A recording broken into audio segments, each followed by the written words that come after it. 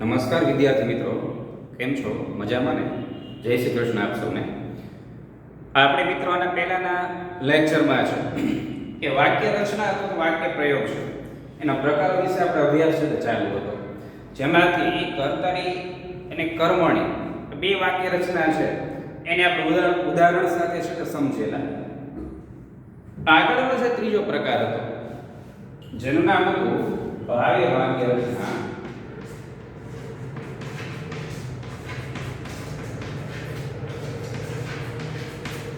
ભાવ્ય વાક્ય રચના અથવા તો ભાવ્ય વાક્ય પ્રયોગ એની વ્યાખ્યા છે એ આપણે મિત્રો સમજેલા કે ભાવ્ય વાક્ય રચના છે એની અંદર શું હોય તો કર્તા કે કર્મ છે એની પ્રધાનતા ન હોય, પરંતુ ક્રિયા છે એ ક્રિયાના ભાવને અહીંયા રજૂ કરવા માટે ભાવ્ય વાક્ય રચના છે એ બનતી હોય છે. બીજી એક વાત પણ આપણે કરેલી કે ભાવ્ય વાક્ય રચના છે એમાં મિત્રો કર્તા અને ક્રિયા બે જ હોય, કર્મ છે તે હોય નહીં. મતલબ કે આ વાક્ય રચના છે એ કર્મની ગેરહાજરીમાં છે એ બને છે. તો એના ઉદાહરણ છે એ આપણે જોઈને સમજીએ કે કઈ રીતે કર્તરી અને કર્મણી કરતા આ ભાવ્ય વાક્ય રચના છે તે અલગ પડે છે. એની અંદર કર્મ ન હોય છતાં પણ આપણે એ વાક્યનો અર્થ કઈ રીતના સમજી શકીએ છીએ તો ઉદાહરણ દ્વારા છે એ આપણે એની સમજૂતી છે તો પ્રાપ્ત કરીએ. પ્રથમ ઉદાહરણ છે તેનું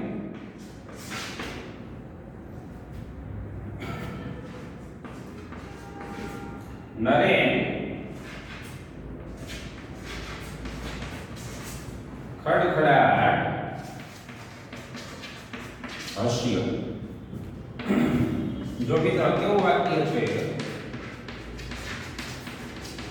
કર્તરી વાક્ય છે. શા માટે? કારણ કે હસવાની ક્રિયા ઉપર કોનું નિયંત્રણ છે? કર્તાનું, એટલે કે નરેનનું નિયંત્રણ છે. હવે આને આપણે ભાવ્ય વાક્ય રચના છે એ બનાવવાની છે. એટલે કર્મ નથી મિત્રો. નરેન ખડખડાટ હસ્યો. હસવાની ક્રિયા છે ખડખડાટ. 10મા ધોરણના વિદ્યાર્થીઓને ખબર હશે કે ખડખડાટ એ રીતિવાચક ક્રિયા વિશેષણ છે. હસવાની રીત આપણને બતાવે છે. જેમ માણસ ચાલે છે પણ ઝડપથી ચાલે છે, માણસ ગાય છે પણ સુંદર ગાય છે, મધુર ગાય છે, આ બધું શું છે એ એના ક્રિયા વિશેષણના પ્રકારો છે. તો આની અંદર પણ ખડખડાટ હસ્યો, તો ખડખડાટ જે છે એ રીતિવાચક ક્રિયા વિશેષણ છે. હસવાની રીતનો અહીંયા ઉલ્લેખ છે કે તે એનો છે મિત્રો, એ કર્મ નથી, એ કર્મ નથી. તમને ખ્યાલ હશે કે કર્તાને આપણે કોણ અથવા તો કોણ વડે પ્રશ્ન પૂછ્યો તો આપણે કર્તા મળે, શું વડે પ્રશ્ન પૂછીએ તો આપણે કર્મ છે તે મળે. પણ અહીંયા છે એ કર્મ ન હોવાના કારણે તમે કર્તાને કદાચ શું વડે પ્રશ્ન પૂછો તો પણ તમને અહીંયા ઉત્તર મળે ને. શું કામ? કારણ કે અહીંયા કર્મ નથી. હમણાં એમ હોય કે નરેન મગફળી ખાય છે, આવું હોય તો તમે એક કર્તાને શું વડે પ્રશ્ન પૂછો કે નરેન શું ખાય છે, એટલે તમને શું મળે? કર્મ છે એ સામે જવાબ સ્વરૂપે પ્રત્યુત્તર સ્વરૂપે છે તે કર્મ મળે. અને કોણ વડે પ્રશ્ન પૂછો કે મગફળી કોણ ખાય છે તો તમને શું મળે? કર્તા છે તે મળે. પણ અહીંયા કર્મ નથી. આ ખડખડાટ એ શું છે? રીતિવાચક ક્રિયા વિશેષણ છે. તો એક વસ્તુ ખાસ યાદ રાખજો, તમને કીધું તેમ ભાવ્ય વાક્યમાં છે કે કર્મ હશે નહીં, માત્ર કર્તા અને ક્રિયાપદ છે એ હશે. તો નરેન ખડખડાટ હસે છે સેમ છે રીતના કર્તરીમાંથી તમે કર્મણીમાં બદલતા હતા, કર્તાને થી પ્રત્યે લગાડતા હતા અને ક્રિયાપદમાં યોગ્ય પરિવર્તન આવતું હતું. સેમ એ જ વસ્તુ આમાં છે, માત્ર ફરક ક્યાં છે? આમાં કર્મ નથી, બાકી બધી જ રીત છે એ સેમ છે. તો શું થશે? એને આપણે ભાવ્ય વાક્યમાં બદલ્યું તો કઈ રીતે? તો નરેનથી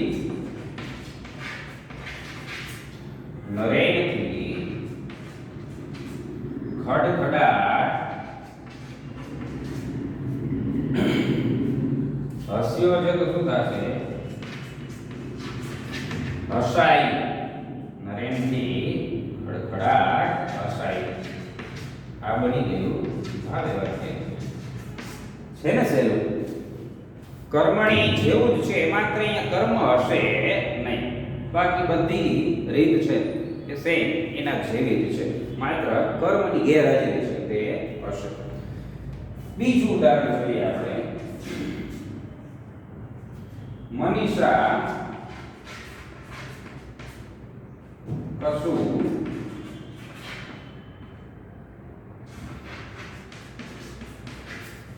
બોલી નહીં કેવું વાક્ય છે તો કર્તવ્ય વાક્ય છે મનીષા કશું બોલી નહીં જો બોલી નહીં એ શું છે ક્રિયાપદ છે ન બોલવું આ કશું છે એ કઈ કર્મ નથી મનીષા કાંઈ બોલી નહીં તો કશું છે તે કર્મ નથી શું થશે એમાં મનીષાથી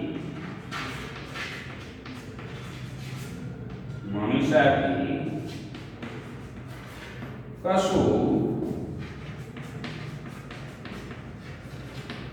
બોલાયું નહીં મતલબ કે પ્રમાણવાચક ક્રિયા વિશેષણ છે કશું ન બોલાય મતલબ કે સાવ કાંઈ કરતા કાંઈ બોલાયું નહીં પ્રમાણ છે બોલવાનું પ્રમાણ છે અહીંયા દર્શાવે છે એ પ્રમાણવાચક ક્રિયા વિશેષણ છે એ કર્મ નથી એટલે હવે આ શું કેવું ભાવે વાક્ય છે તે બન્યું ત્યાર પછી ત્રીજું ઉદાહરણ કાળું ત્યાં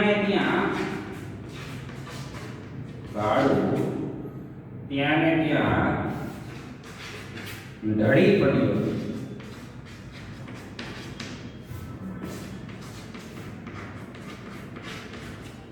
એવું છે કર્તરી વાક્ય છે અહીંયા પણ ત્યાં ને ત્યાં એ શું છે સ્થળવાચક ક્રિયા વિશેષણ છે મિત્રો ત્યાં ને ત્યાં મતલબ કે કંઈક લોકેશન તો હશે ને કઈ જગ્યાએ ઢળી પડ્યો ત્યાં ને ત્યાં મતલબ કે કઈ જગ્યાએ તો એકાદા સ્થળનો ઉલ્લેખ છે તો આ પણ શું છે ક્રિયા વિશેષણ છે ઢળી પડવાની ક્રિયા છે આમાં પણ ક્યાંય કર્મ નથી કર્મ ન હોય ને ત્યારે જ ભાવે વાક્ય રચના છે તે બને એક વસ્તુ યાદ રાખજો ખાસ હજી ભૂલતા નહીં કર્મ ન હોય ત્યારે જ તમે એને ભાવે વાક્યમાં છે તે બદલી શકો જો અહીંયા કર્મ હોય તો આ વાક્યમાંથી કર્મણી વાક્ય બને ભાવે વાક્ય બને નહીં તો કાળુ ત્યાં ઢળી પડ્યો શું થશે એમાં કાળુથી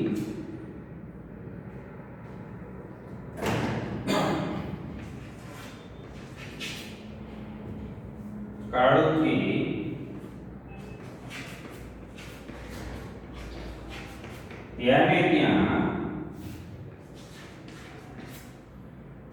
ધડી પડી છે તો ધડી પડાય કાળુથી ત્યાં ને ત્યાં ધડી પડાય કેવું વાક્ય બન્યું આ ભાવે વાક્ય છે ને બન્યું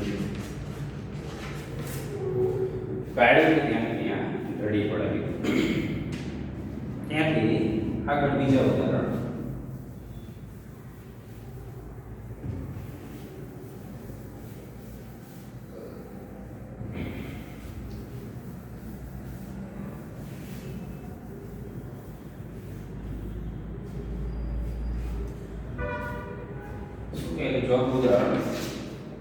તો મક્કામાં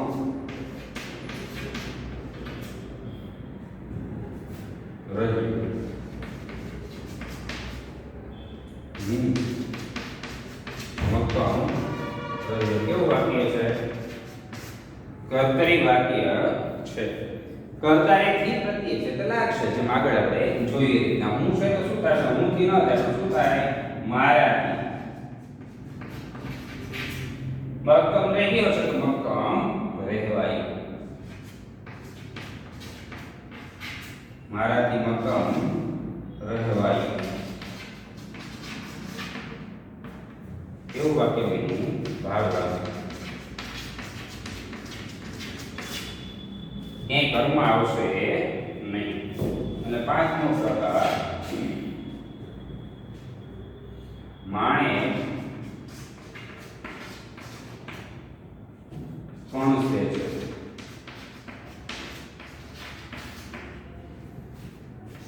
વાક્ય છે કર્તરી વાક્ય. મિત્રો કણસવું એટલે શું? કણસે છે તો દર્દના કારણે, દુઃખના કારણે માણસના મુખમાંથી જે આપોઆપ જે અવાજ નીકળે ને એ નીકળતા અવાજને શું કહેવાય? કણસવું. આ વાક્ય પણ મિત્રો 10મા ધોરણના ટેક્સ્ટમાંથી જ લેવામાં આવેલું છે. જન્મોત્સવ નામનો જે પાઠ છે એનું આ વાક્ય છે. માણે એકદમ અતિ દરિદ્ર ઝૂંપડપટ્ટીમાં રોજનું માગીને રોજ ખાતી એવી એક સ્ત્રી છે.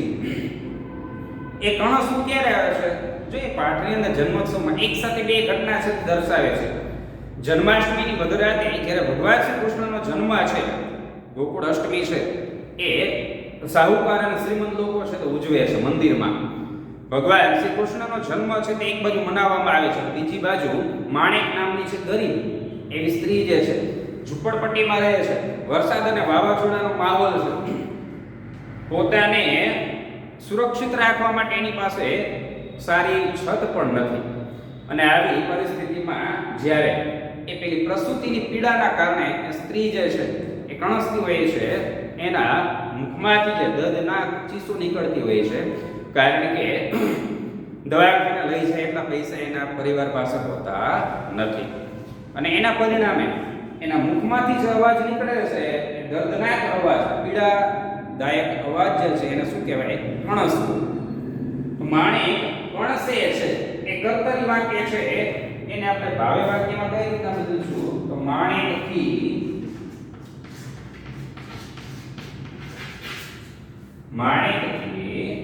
કણસાય છે. માણેક કણસે છે તો માણેકથી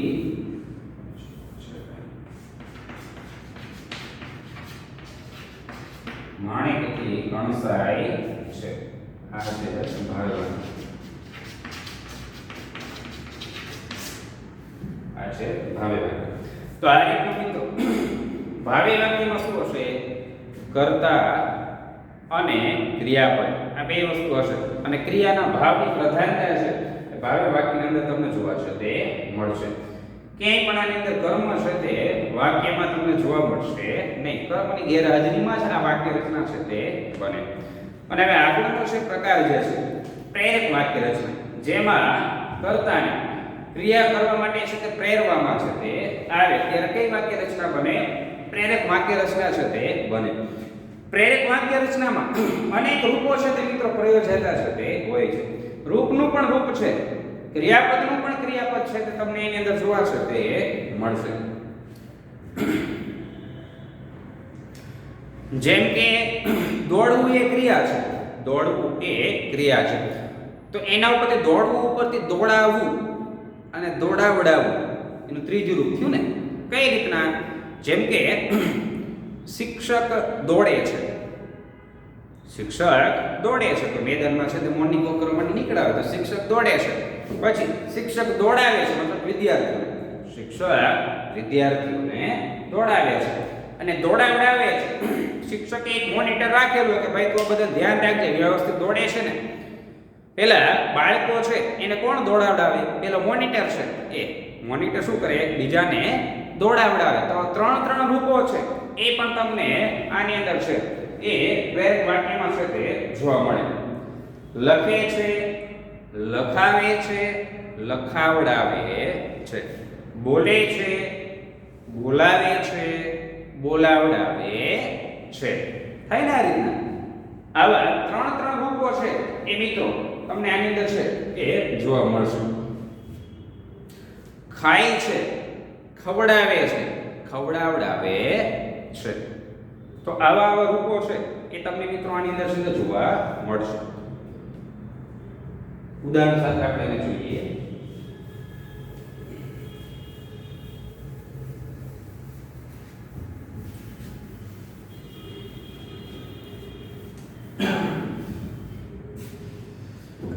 બીજું આ પ્રેરક વાક્યમાં છે ને મિત્રો બે કર્તા પણ હોઈ શકે, બે કર્તા પણ હોઈ શકે. ચોથો પ્રકાર છે મુખ્ય પ્રકારમાંથી કયો છે તે પ્રેરક વાક્ય.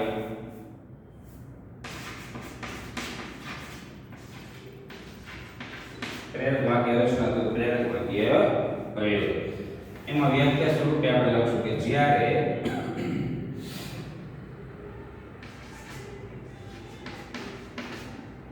ક્રિયા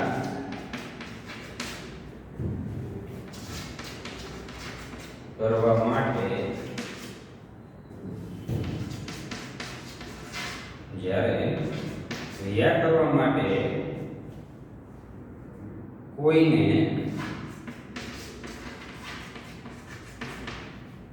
પ્રેરવામાં આવે એટલે કે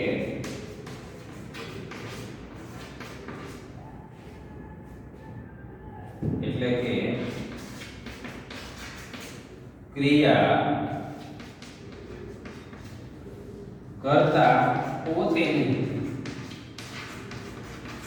ક્રિયા કરતા પોતે નહીં પણ અન્ય પાસે કરાવે ત્યારે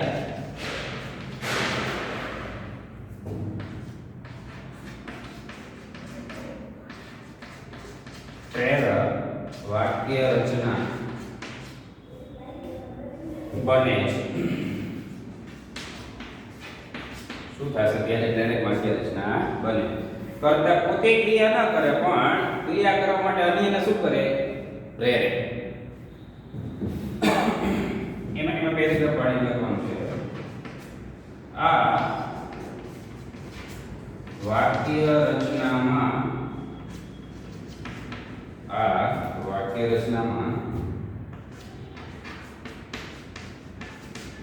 પ્રેરક અને પ્રેરિત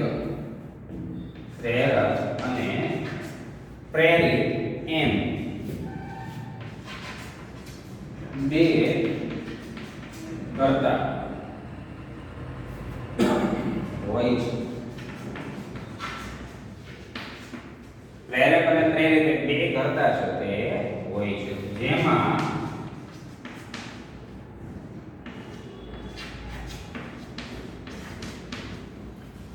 પ્રેરક કરતા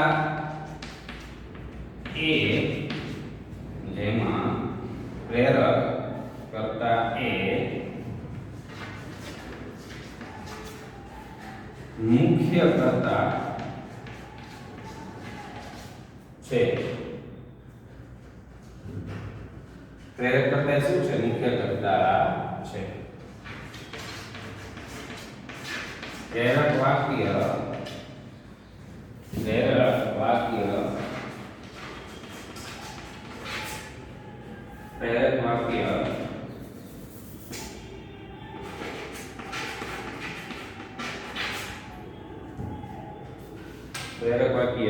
બનાવતી વખતે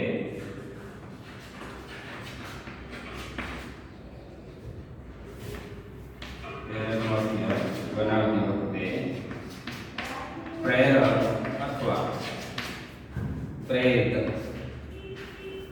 અથવા પ્રેરિત એમ કોઈ પણ કરતા ઉમેરી શકાય છે.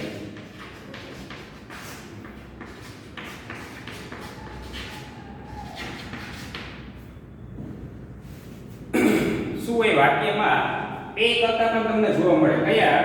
એક પ્રેરક કરતા અને બીજો પ્રેરિત કરતા.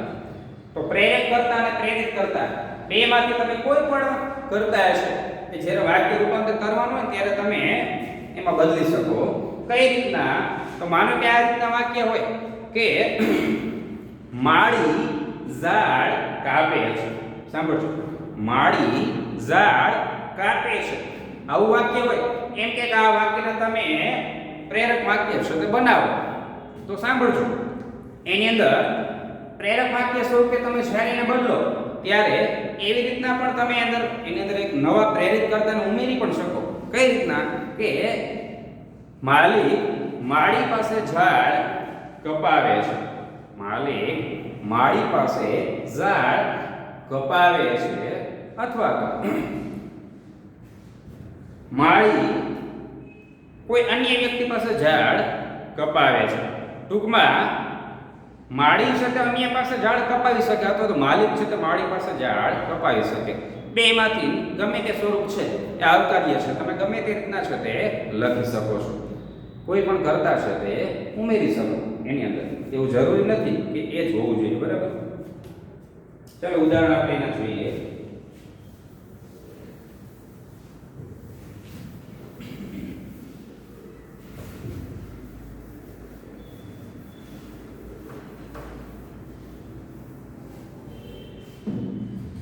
પ્રેરક વાક્યના ઉદાહરણમાં પહેલું ઉદાહરણ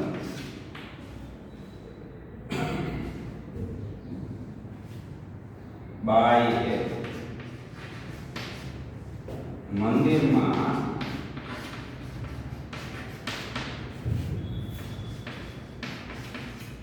દર્શન કર્યા.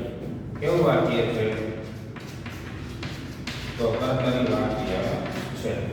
બાઈએ મંદિરમાં દર્શન કર્યા. હવે આને આપણે પ્રેરક વાક્ય મિત્રો બનાવવું હોય તો આની અંદર તમે નવા કરતા ઉમેરી શકો. ન ઉમેરો તો પણ ચાલે, પણ ઉમેરવા હોય તો ઉમેરી પણ શકો.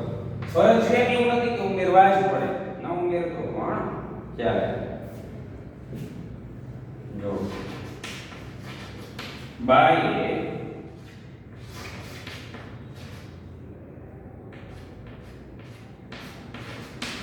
દીકરાને મંદિરમાં દર્શન કરાવ્યા. પ્રેરક વાક્ય છે તે બનશે. કર્યા તો કરાવ્યા. આની અંદર એક વસ્તુ યાદ રાખજો. દોડે છે તો દોડાવે છે, દોડાવડાવે છે. એ રીતના આની અંદર પણ અલગ અલગ રૂપો છે તો પ્રયોજ્ય છે, પણ બે રૂપ આવે નહીં. બાઈએ દીકરાને મંદિરમાં દર્શન કરાવ્યા. આવું પણ ચાલે. આ જાવ એવું જરૂરી નથી. માની લો કે બા છે તે વૃદ્ધ હોય, એને એના દીકરાઓ છે એ મોટા હોય. આ વાક્ય છે ક્યારે લખ્યું છે? જ્યારે બાના દીકરા નાના હોય અને બા મોટા હોય ત્યારે બા શું કરે? પોતાના નાના દીકરાઓને મંદિરે લઈ જાય દર્શન અર્થે. એ જ બા જ્યારે વૃદ્ધ થાય અને એના દીકરાઓ મોટા થાય ત્યારે બાને કદાચ જો મંદિરે દર્શન કરવા લઈ જાય તો એ રૂપે સ્વરૂપે તમે લખો તો પણ ચાલે કે દીકરાઓ જો એ શું છે? બાએ મંદિરમાં દર્શન કર્યા તો દીકરાઓએ બાને મંદિરમાં દર્શન કરાવ્યા. દીકરાઓએ બાને મંદિરમાં દર્શન કરાવ્યા. એ રીતના લખો તો પણ ચાલે. અને બાએ દીકરાને મંદિરમાં દર્શન કરાવ્યા એમ પણ ચાલે. આમાં તમે સ્વતંત્ર છો, ગમે તે રીતના છે તે લખી શકો છો, પણ દર્શન કરીએ તો દર્શન કરાવ્યા જ આવે. એની અંદર કાંઈ ફેરફાર આવે નહીં. બરાબર?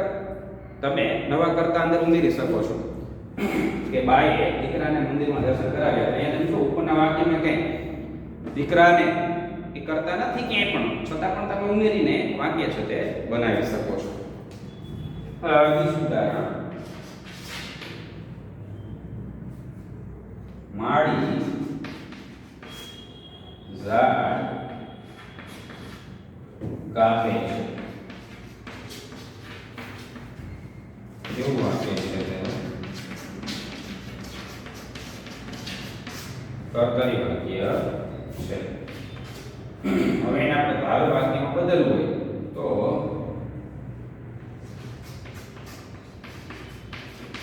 માળી પાસે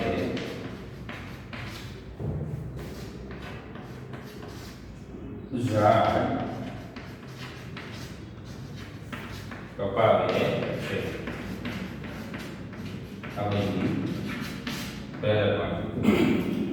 આવું કઈ ના કરવાનું. માત્ર તમે એમ લખો કે માળી ઝાડ કાપે છે તો માળી ઝાડ કપાવે છે તો માળી ઝાડ કપાવડાવે છે તો પણ ચાલે. એ ખોટું પડે નહીં. માળી ઝાડ કપાવડાવે છે તો માળી ઝાડ કાપે છે. આ રીતના પણ લખી શકાય.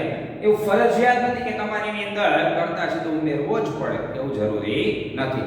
પણ તમે તમારી રીતના જો ઉમેરો તો થોડું વ્યવસ્થિત વાક્ય છે તે બને. આગળ ઉદાહરણ એ સાંજે અમે બધા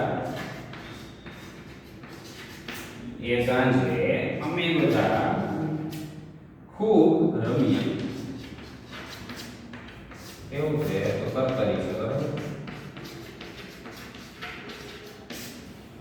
હવે આપણે એને ભાવે પ્રેરક વાક્યમાં બદલવું હોય તો કઈ રીતના બદલશું? એ સાંજે અમે બધા ખૂબ રમ્યા હતા એના બદલે ખૂબ રમાડ્યા આવશે. એની અંદર તમે નવું કરતા જો અંદર ઉમેરો તો થોડુંક વધારે સારું છે તે લાગે. કઈ રીતના? તો એ સાંજે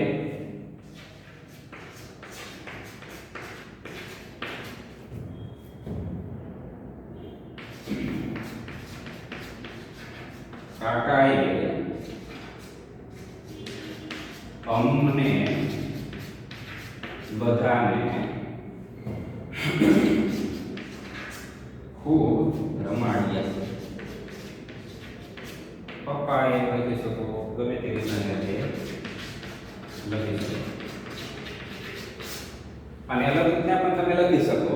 જેમ અહીંયા છે કે એ સાંજે અમે બધા ખૂબ રમ્યા, તો એ સાંજે અમે બધાએ બાળકોને ખૂબ રમાડ્યા. એ રીતના લખવું તો પણ લખી શકો છો.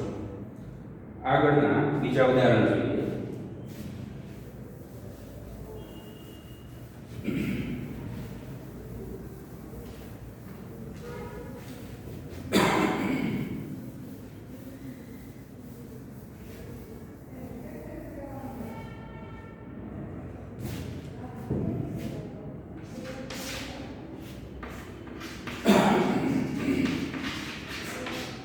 વિદ્યાર્થીઓ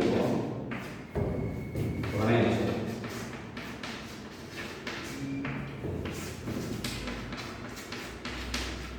કર્તરી વાક્ય છે. તેને વાક્ય કઈ રીતના બનશે? શિક્ષક વિદ્યાર્થીઓને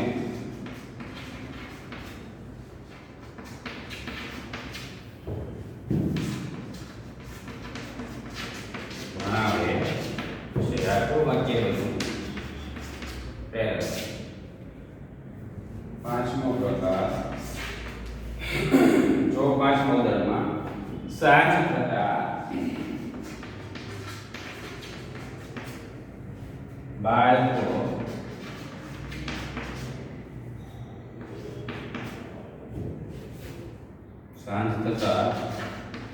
બાળકો સૂઈ ગયા. એવું વાક્ય છે કર્તરી. તો એને આપણે પ્રેરક વાક્યમાં જો બદલવું હોય તો સાંજ થતા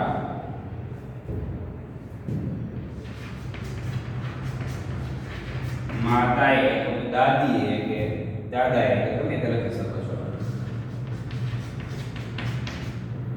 બાળકોને આ ટૂંકમાં નવો કરતા આપણે છે એડ કરીએ છીએ.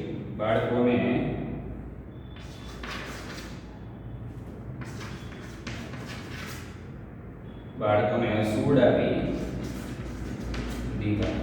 સાંજ થતા માતાએ બાળકોને સુવડાવી દીધા.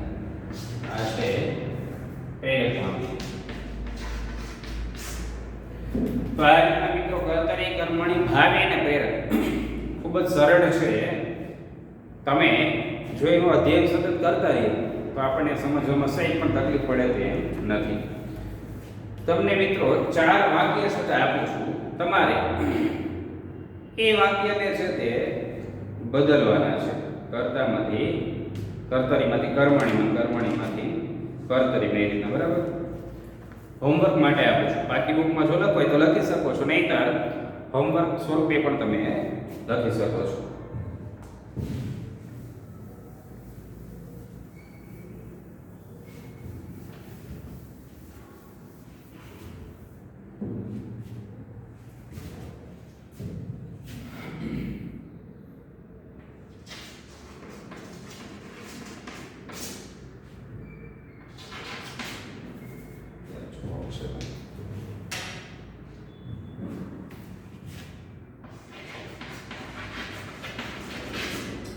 બાબુથી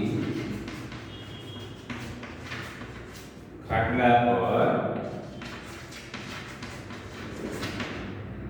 સુવાયો, બાબુથી ખાટલા પર સુવાયો.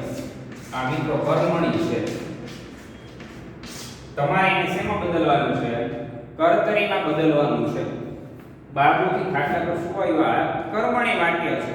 તમારે એને કર્તરીમાં છે તે બદલવાનું છે. પછી એક કર્મણીનું આપું છું.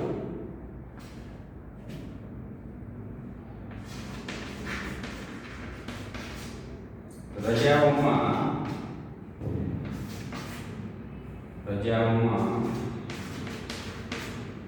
દીકરાઓથી અવારનવાર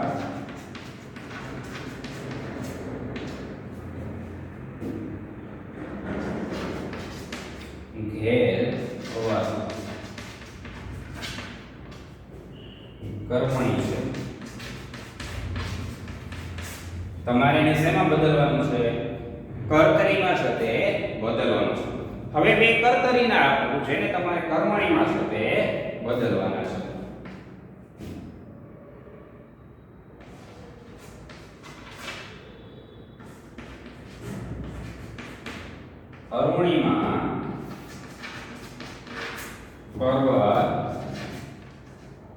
કર્મણીમાં પર્વત ચઢે છે. કેવું છે? કર્તરી વાક્ય છે. તમારે એને કર્મણીમાં છે તે બદલવાનું છે.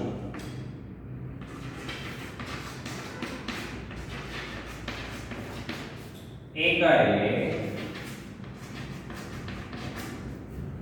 અમૃત કાકીએ બૂમ પાડી. એકાએક અમૃત કાકીએ બૂમ પાડી. આ પણ કર્તરી છે. તમારે એને કર્મણીમાં છે તે બદલવાનું છે. તો આ મિત્રો વાક્ય રચનાત્મક વાક્ય પ્રયોગ. ધોરણ 9 ના વિદ્યાર્થીઓને આ ટોપિક છે.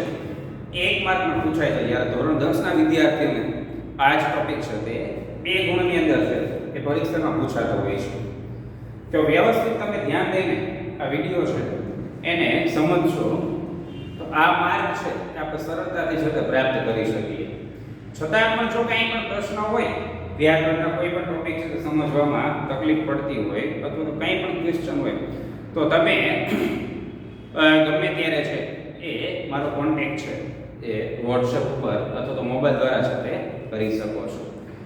તો આ રીતના આપણે ગ્રામરના ટોપિક છે એને રસપ્રદ છે એ આમને આમ જો સમજતા રહેશે તો સરળતાથી આ ટોપિકો છે એને આપણે દીર્ઘકાળ સુધી છે યાદ રાખી શકશું.